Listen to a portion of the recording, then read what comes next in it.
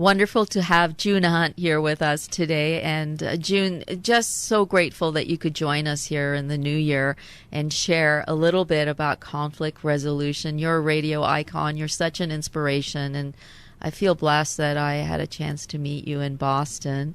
How are you today? Just blessed by being able to talk with you. Thank you. I deeply appreciate Boston and the surrounding areas. They have people want real answers to real problems, and they want real solutions that work. And so I'm just am very aware of that practicality that our listeners here in your area they value highly.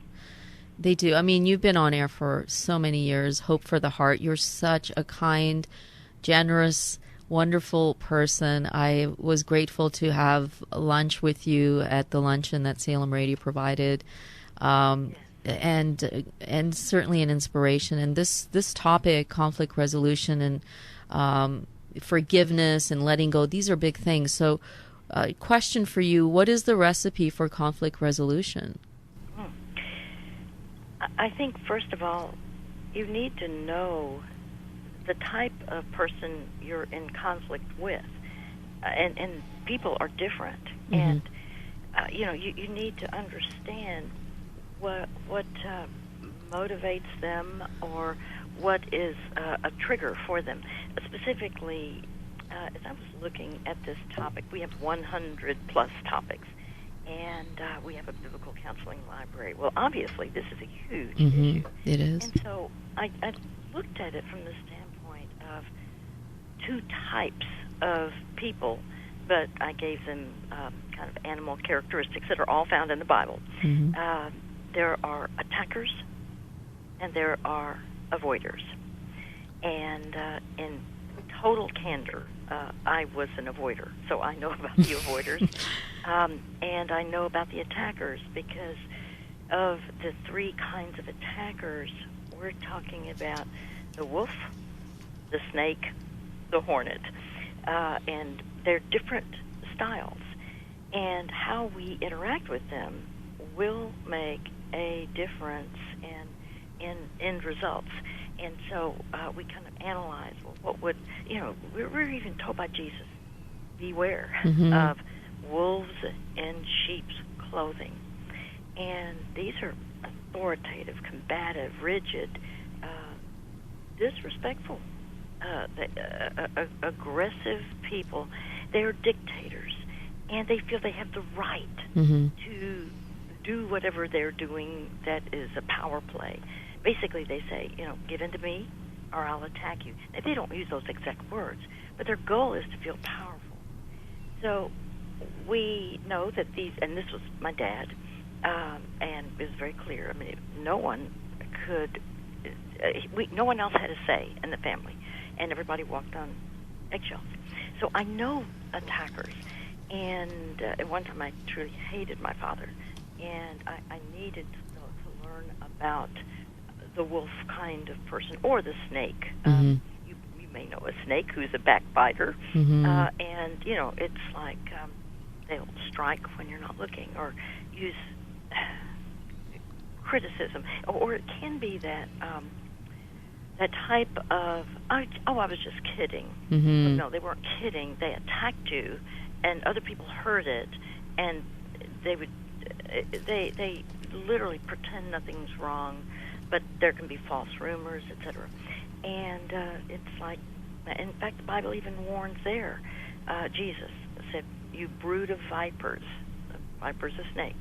How can you who are evil say anything good? And he identified the Sadducees, the religious leaders. Many of them he would call snakes. And then there's the hornet. Hornets are dangerous because they gather other hornets with them, and so they like to pull people into their disagreements, and they blame others, and they, bite, or sing, and that's the thing about a hornet, it bites, stings at the same time, and they're small, but it's like, don't get on my bad side, or I'll talk about you, and they want to feel valuable. So what we know is that we have attackers, but just to say, oh well, they're bad. But what do you do if they're in your family? What do you do if you're working with them? Right. What do you do if you have to be around them?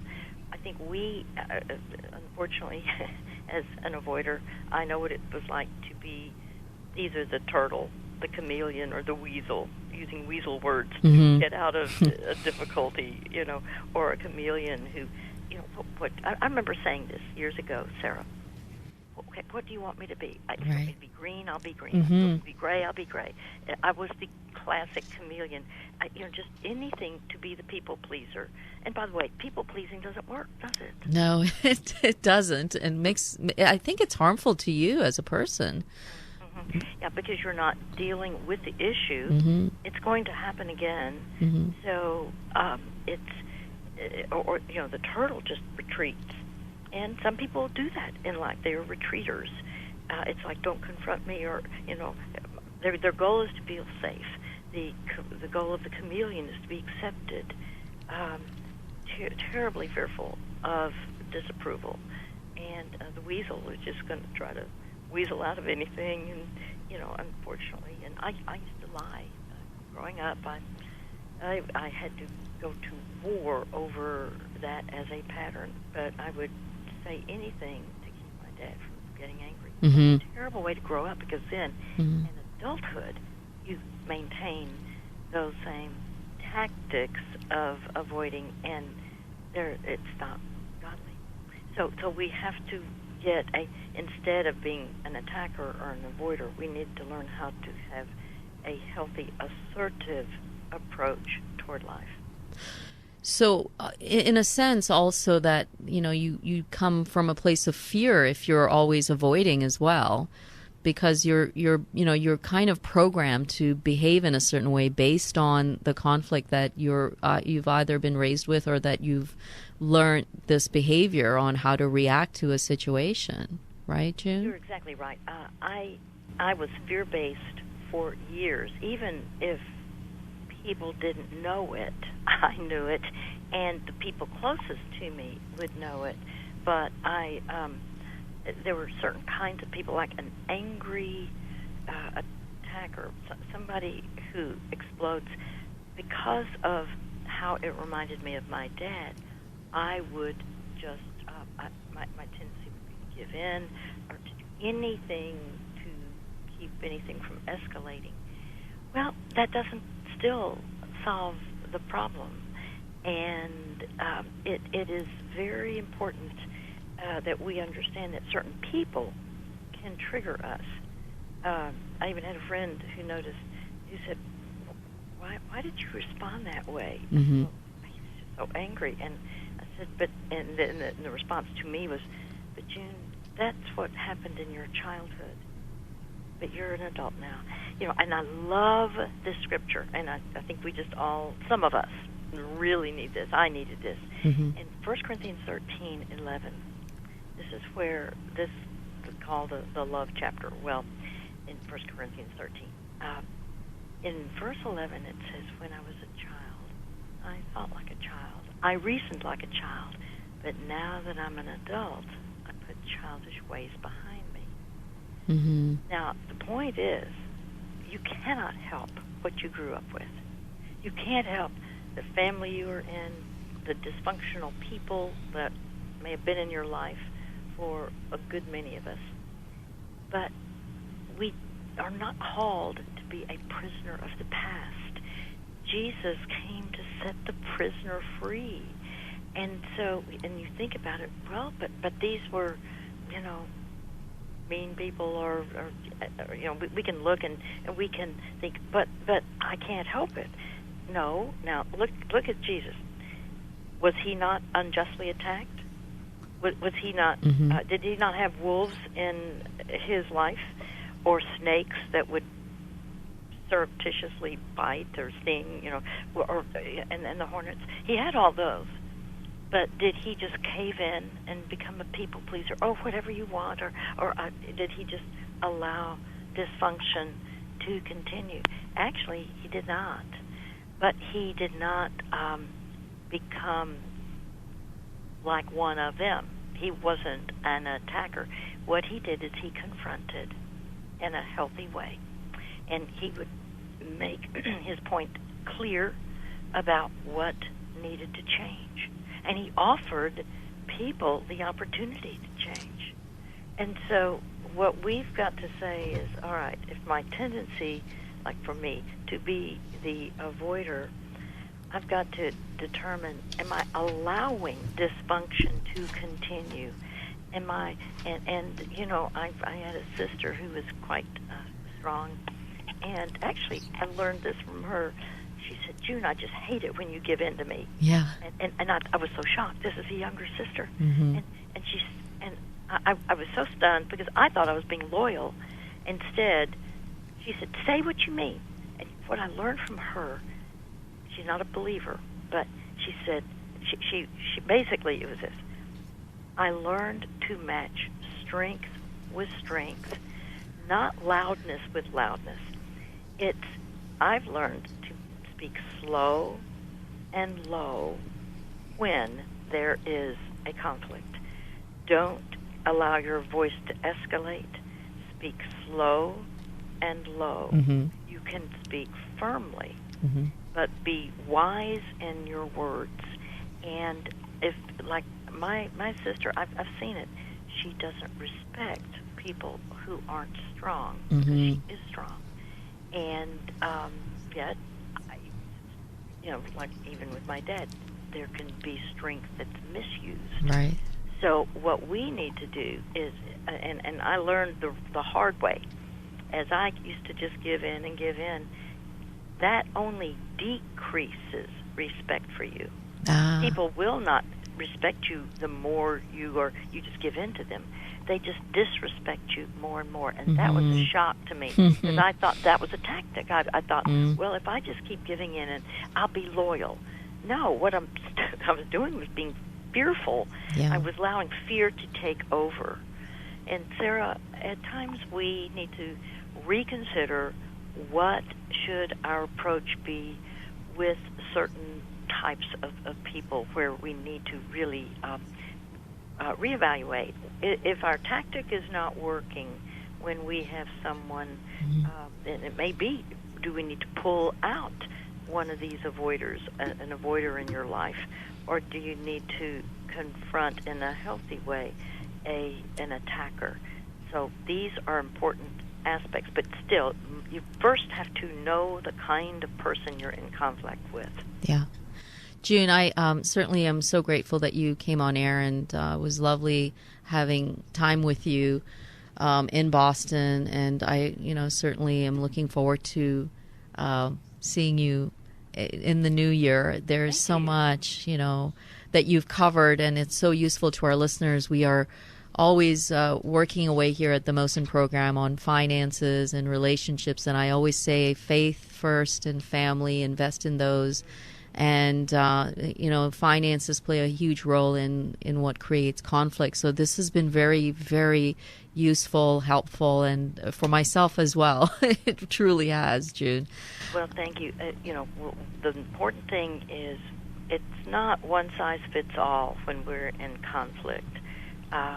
It's just like, well, because of the type of work you're in and the people you deal with, you could have access to a number of wolves. Well, instead of just interrupting, they need to have their say. Mm-hmm. Let them get through what they're saying. Yes. Because they want to feel powerful. But then, and don't put yourself down. Many avoiders, you wouldn't care about what I have to say. No, you don't say those words. The whole point is you do hold your ground.